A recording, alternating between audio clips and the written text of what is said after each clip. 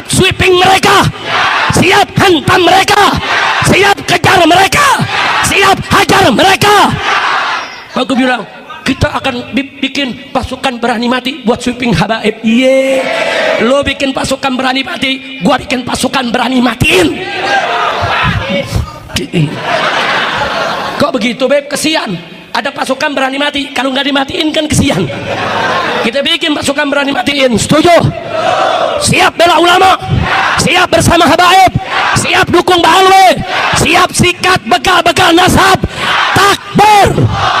Saya tantang para bekal nasab. Hei Yahudi pesek yang mengancam ingin men-sweeping Ba'alwi, sweeping saya di mana saja saya berada. Kalau kau punya nyali, kau punya keberanian, sweeping.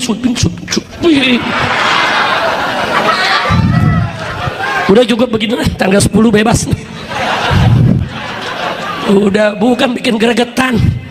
Untung gue punya jantung 11. Putus satu ada 10, putus satu ada 9. Kalau jantung satu udah mati dari kemarin dah. Bawaannya ngagetin dulu. Saudara kira-kira jelas gak? Paham gak? Mau diadu domba? Mau dipecah belah? Kiai, ulama, habaib nggak boleh diadu domba, betul? Itu yang ngadu-ngadu domba, yang ngancem sweeping habaib, saudara, itu PKI gaya baru, bukan? Mereka bukan ahlus sunnah, bukan?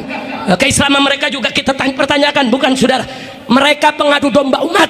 Yang mereka lakukan adalah saudara politik PKI. Demi Allah, saya akan hadapi mereka sejengkal pun tidak akan mundur. Di mana saja kalian mau sweeping, saya akan hadapi mereka. Takbir, takbir. Maka itu saya minta kepada semua habaib, semua kiai, semua ulama, di majelis mereka, di mimbar mereka, kelompok-kelompok ini nggak boleh dibiarkan. Kelompok-kelompok ini nggak boleh dikasih panggung. Kelompok-kelompok ini nggak boleh dikasih ruang, saudara. Semua habaib harus bicara, lawan, jangan pernah takut melawan mereka, saudara. Begitu semua saya tanya umat, siap bersatu gak? Siap bersatu gak? Kadang bilang, Habib kok sama ini Habib diem aja, kan gue bebas bersyarat. Kalau gue bebas dari kemarin, gue udah cari, gue udah piting ke orang, udah bengkong pakai ngancem. Baru didatengin sama satu orang, udah undang tentara sama polisi 2 truk. Bengkong. Udah cukup begitu aja ya. Mudah-mudahan kita semua selamat, amin. Kiai Zainuddin Ali juga suarakan di mimbar, Kiai Ucu suarakan di mimbar semua, bahwa Kiai Habib, saudara Ba'alwi dan semua ulama bersatu, bersaudara, tidak boleh ada yang diadu domba, betul? Siap bersatu, siap berjuang bersama, siap sikat Yahudi pesek, siap sikat yang mau sweeping habaib. Takbir, kejar hajar mereka, jangan pernah takut, saudara.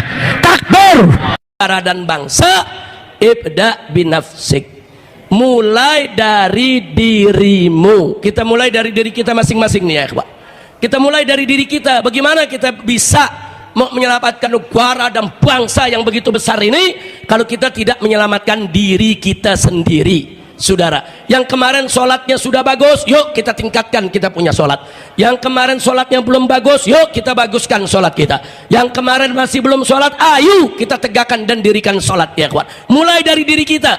Kita harus melakukan revolusi akhlak. Artinya revolusi, saudara, perubahan secara drastis, perubahan yang harus disegerakan, perubahan yang nggak boleh lama-lama. Sebab kalau kita tunda perubahan ini, saudara, maka kapal besar yang bernama Indonesia akan karam dan tenggelam.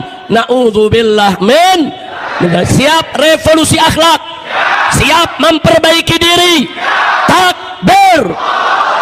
Sallu ala Nabi. Nah, kalau kita bicara revolusi akhlak, saudara, bapak revolusi akhlak dunia tidak lain dan tidak bukan adalah Nabi kita Sayyiduna Muhammad sallallahu alaihi wasallam. Bagaimana dulu Nabi diutus oleh Allah, saudara? Untuk apa, saudara? Untuk mengeluarkan kita ini, liyukhrijuna minadz-dzulumati ilan nur. Untuk Nabi dengan izin Allah mengeluarkan kita semua umat manusia sedunia dari zaman kegelapan kepada cahaya yang terang benderang. Dulu dunia gelap, saudara. Zaman jahiliyah bukan Arab aja yang jahiliyah, saudara.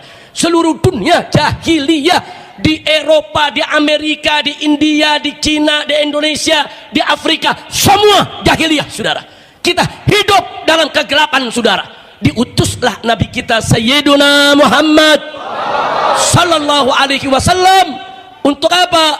Untuk memindahkan kita dari zulumat ilan nur, dari kebodohan kepada kepandaian, dari kegelapan kepada cahaya yang terang benderang. Nah, sehingga ajaran Nabi tidak lain dan tidak bukan, saudara, untuk melakukan perubahan akhlak umat manusia. Makanya Bapak revolusi akhlak adalah Nabi kita Muhammad sallallahu alaihi wasallam, dan itu sesuai dengan misi kenabian. Nabi mengatakan dalam satu hadis, dia kama qala Nabi sallallahu alaihi wasallam, innama bu'itsu li utammima makarimal akhlak. Tegas Nabi mengatakan, apa kata Nabi? Innama bu'itsu, sesungguhnya aku ini diutus oleh Allah hanya li utammima, untuk menyempurnakan makarimal akhlak, kemuliaan-kemuliaan akhlak, ya ikhwah. Jadi kalau Nabi sudah mengatakan sedemikian rupa, berarti misi kenabian dibawa oleh Sayyiduna Muhammad sallallahu alaihi wasallam adalah untuk penyempurnaan akhlak. Nah, kenapa kita nggak boleh, saudara, ke dukun supaya akhlak kita mulia? Kenapa kita nggak boleh mempraktekkan ilmu perdukunan supaya akhlak kita mulia? Kenapa kita nggak boleh belajar ilmu sihir, apalagi menggunakannya, supaya akhlak kita mulia? Kenapa kita nggak boleh menyembah berhala supaya akhlak kita mulia? Kenapa kita nggak boleh mencampur adukan agama supaya akhlak kita mulia? Itu dalam urusan akidah. Dalam urusan syariat, kenapa kita mesti sholat 5 waktu supaya akhlak kita mulia? Kenapa kita mesti puasa di bulan Ramadan supaya akhlak kita mulia? Kenapa kita mesti bayar zakat, kita punya harta, saudara, supaya akhlak kita mulia? Jadi kenapa kita diwajibkan aneka ragam kewajiban supaya akhlak kita mulia? Luar biasa pesan Allah. Apa Allah katakan? Taatlah kepada Allah dan Rasulnya. Wala tanaza'u, jangan kalian berselisih, berpecah belah. Jangan. Kenapa? Fatafshalu, karena kalau kalian berselisih, berpecah belah, pasti kalian akan gagal. Allah yang nyatakan gagal, saudara. Watadhabari hukum, bahkan kalian punya haibah, karisma, hilang, orang gak takut lagi. Nah, ini yang sedang terjadi, saudara. Nah, sebetulnya kemarin ini saya sudah lama lagi sekali nggak ceramah, nggak hadir di tablik-tablik, sudah lama sekali, saudara. Tapi melihat ada kelompok-kelompok yang ini mecah belah umat, ngadu domba sama Habib sama Kiai, ya nggak bisa tidak. Saya harus muter lagi, harus keliling lagi. Selama ini mantu-mantu saya yang saya kirim untuk berdakwah. Nah, hari ini ada 4 mantu saya yang ikut kemari. Ada Habib Alwi bin Hasan bin Sumait, saudara. Ada Habib Muhammad bin Hussein Al-Attas, kemudian ada Habib Muhammad Hadi Al-Habsyi, dan ada Habib Hussein As-Segaf. Saudara, ada lagi Habib Hanif Al-Attas yang sering keliling kemana-mana. Sengaja kita kirim, sudahlah ini giliran yang muda. Silakan yang muda keliling. Saya udah puluhan tahun, udah 40 tahun keliling ke sana kemari. Udah yang muda-muda udah keliling. Keliling seluruh Indonesia, persatukan umat. Tapi melihat bahaya yang mengancam, saya nggak boleh diam, saudara. Nggak bisa kita diam. Harus kita keliling lagi, walaupun kita batasi waktunya, kita batasi, saudara, yaitu tata caranya. Karena saya tidak muda seperti dulu lagi, saudara. Sebetulnya saya ceramah duduk ini di depan Kiai Ahmad malu. Kiai Ahmad ini lebih tua dari saya, saudara, tapi berdiri hampir 1 jam kuat diri. Nah, tadi saya lagi mau ngomong nih, malu nih kalau kita duduk. Nah, ini orang tua kita yang lebih tua berdiri. Cuman saya berdiri takut, kenapa? Kaki kita udah nggak kuat. Kaki saya ini di telapak ada neuropati, sering sakit, sering kram, nggak bisa lagi berdiri lama, saudara. Saya udah umur 60 tahun, Kiai Ahmad 46 tahun. Dibalik. Iya, kalau 64 udah tua, jadi 46 Kiai ya. Nah, mudah-mudahan, karena walaupun 64 tapi semangatnya semangat 45. Luar biasa, saudara.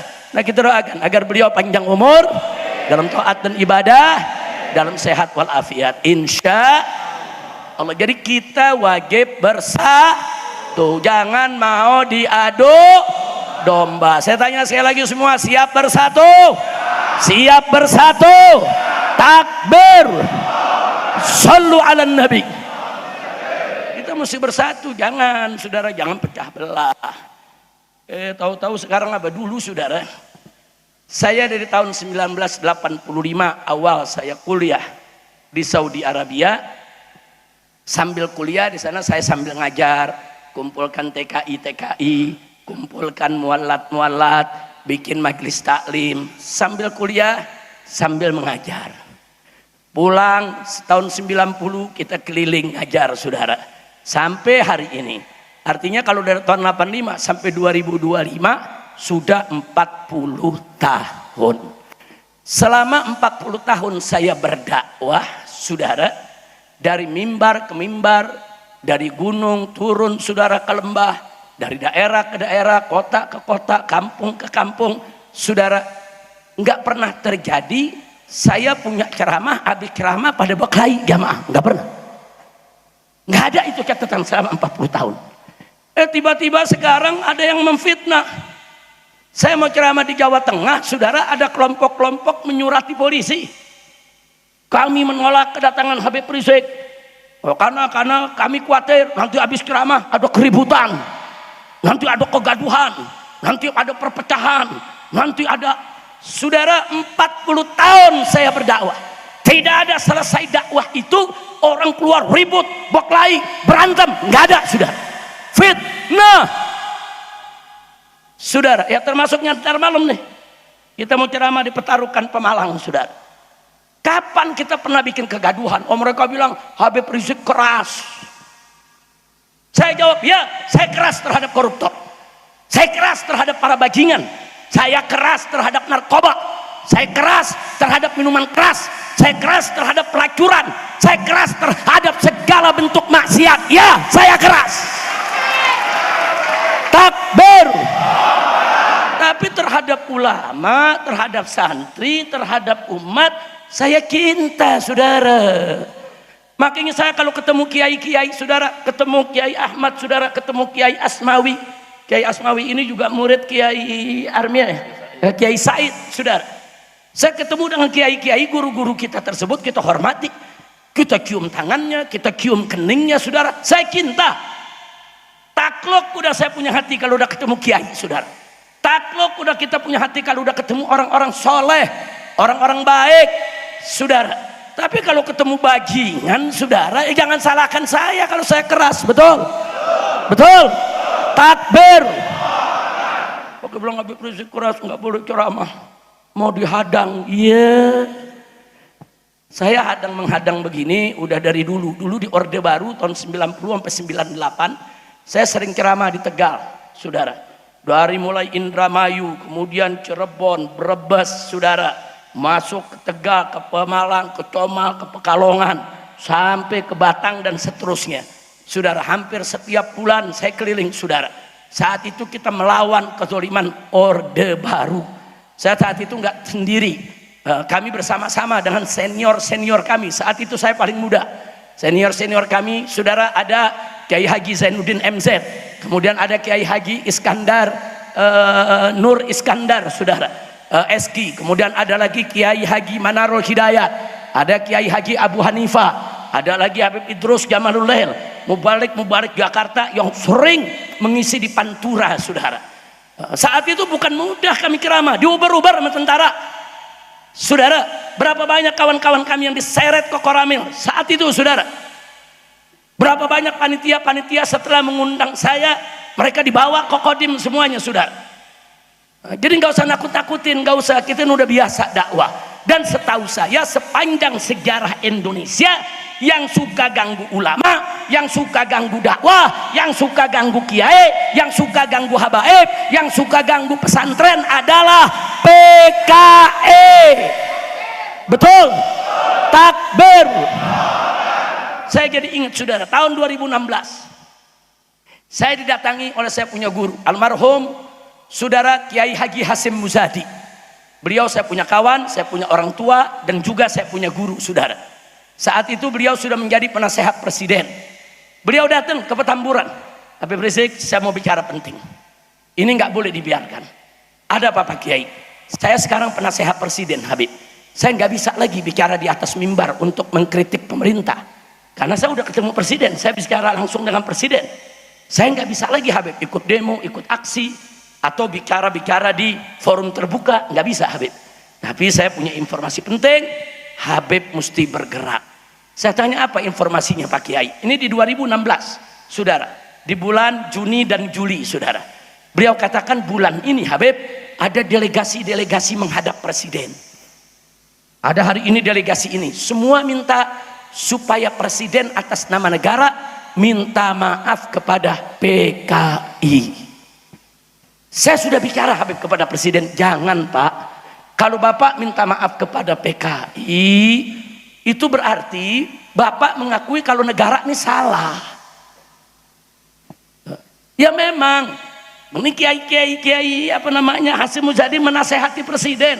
Memang Pak, ajaran Islam mengajar kita untuk saling memaafkan, saling memohon maaf, betul, nggak salah Pak. Tapi ini ada persoalan politik. Ini ada sejarah yang luar biasa. Kalau negara minta maaf kepada PKI, nanti secara politik akan dikatakan negara salah. Siapa dulu negara yang saudara yang menyerang PKI? Tentara, kemudian NU, Muhammadiyah, ormas-ormas Islam, Banser, saudara. Itu dulu rame-rame perang lawan PKI.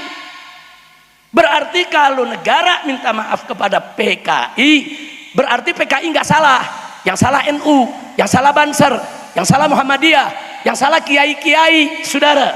Sudah dinasehati. Jadi kata Ki Hasyim, saya udah nasehati tiap hari ketemu. Cuma dia nggak mau tahu. Dan saya repotnya di dewan daripada penasehat presiden ini cuma saya yang nasehati. Yang lain enggak.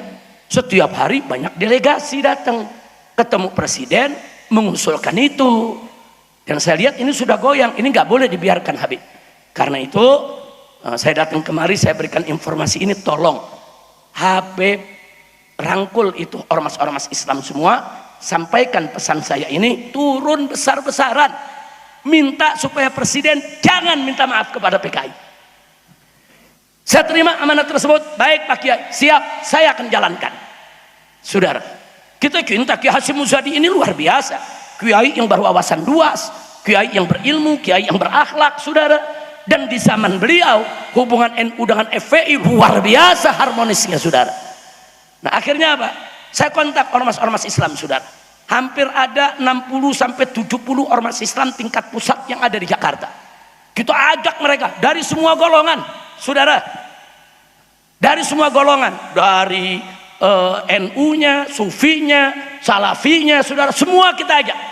Nah, saya sampaikan. Begitu kumpul dengan pimpinan ormas, saya sampaikan, saya didatangi oleh Ki Hasyim Muzadi, ada pesan begini. Nah, kan itu saya mau mengajak, yuk kita turun. Akhirnya sepakat. Kami turun, ratusan ribu orang, hampir 1 juta orang. Kami berbaris dari parkir Timur Senayan sampai jalan kaki ke Bundaran HI, saudara. Saat itu yang mendampingi saya almarhum Kiai Haji Abdul Rashid Abdul Syafi'i. Kemudian ada almarhum Kiai Haji Muhammad Arifin Ilham, saudara. Beliau mendampingi saya, saudara, jalan kaki, saudara, menolak dan meminta presiden jangan coba-coba minta maaf kepada PKI, saudara. Nah itu kita lakukan di awal Agustus, dan alhamdulillah hasilnya tanggal 16 Agustus saat presiden pidato di DPR yang semula mau minta maaf kepada PKI tidak jadi. Nah, setelah itu saya dipanggil oleh Ki Hasyim Muzadi, Habib saya mau ketemu. Nah, kita ketemu lagi, saudara. Nah, beliau mengucapkan terima kasih, kirim salam buat ormas-ormas Islam yang lain, dan beliau sampaikan di istana udah nggak ada lagi cerita-cerita minta maaf, tapi beliau pesan, tolong Habib perhatikan terus. Saya khawatir nanti ke depan umur saya tidak panjang, nanti kiai-kiai sibuk ngajar di pondok pesantren, nggak dapat informasi, akhirnya nanti suatu saat bisa jadi presiden tetap minta maaf kepada PKI. Ternyata dugaan beliau terbukti, saudara. Setelah 3,5 tahun saya hijrah ke Mekah, kemudian pulang dari Mekah, saya tinggal di hotel bintang 7 selama 2 tahun. Setelah itu saya keluar, saya nggak boleh keluar kota selama 2 tahun lagi. Nah, waktu saya di penjara tahun 2021 secara resmi Presiden Jokowi mengeluarkan keputusan presiden bahwa negara meminta maaf kepada Partai Komunis Indonesia. Ini faktanya. Betul dugaan Ki Hasim, saudara. Begitu tidak ada gerakan, ya itu yang terjadi, saudara. Minta maaf, Kepres itu masih berlaku sampai hari ini. Dan saya sedang mengajak ormas-ormas, saya sedang mengajak ulama-ulama, kiai-kiai melakukan satu gerakan hukum agar Kepres tersebut harus dibatalkan. Takbir. Setuju tidak? Dukung tidak? Anak-anak muda yang ada di sini, maaf, mungkin yang umurnya baru 30 tahun, 35 tahun nggak tahu PKI. Nggak tahu, saudara. Karena mata pelajaran sejarah yang ada di SD, SMP, SMA soal PKI udah dihapus, udah nggak diajarkan lagi. Syukur-syukur yang masuk pesantren, kiainya masih bisa cerita. Yang nggak masuk pesantren, nah maka itu di sini saya minta anak-anak muda yang umurnya 30 tahunan, saudara, tolong kupas, buka, tanya kiai-kiai kita, PKI itu siapa? PKI itu tahun 1948 di bawah pimpinan Musso, saudara, membantai kiai di daerah Magetan, di daerah Magelang, saudara. Pesantren-pesantren diserbu, dibakar, kiainya disembelih, santrinya dibantai, saudara. Kiai dimutilasi, dipotong-potong, dimasukkan ke sumur neraka, mereka namakan, saudara. Itu 48, saudara, dipimpin oleh Musso. Lalu bagaimana akhirnya kita bisa menang? Saudara, tentara saat itu kalang kabut menghadapi daripada gerakan PKI di Madiun, di Madiun ini, saudara. Akhirnya apa yang terjadi? Saudara, tentara minta bantuan ulama dan para santri. Ulama dan para santri bangkit melakukan perlawanan, jaga pesantren, jaga ulama, jaga kiai, dan alhamdulillah akhirnya tentara dan umat Islam menang tahun 48 melawan PKI, saudara. Anda bayangkan kalau kalah Indonesia ini bukan negara Pancasila lagi, udah jadi negara komunis, saudara. Itu jasa tentara kerjasama dengan ulama, bagus tidak? Cuman kita sesalkan begitu sudah PKI berontak bunuh ulama, tetap nggak dibubarkan oleh Presiden Soekarno, saudara. Ulama nuntut bubarin dong, ini kan udah membantai orang.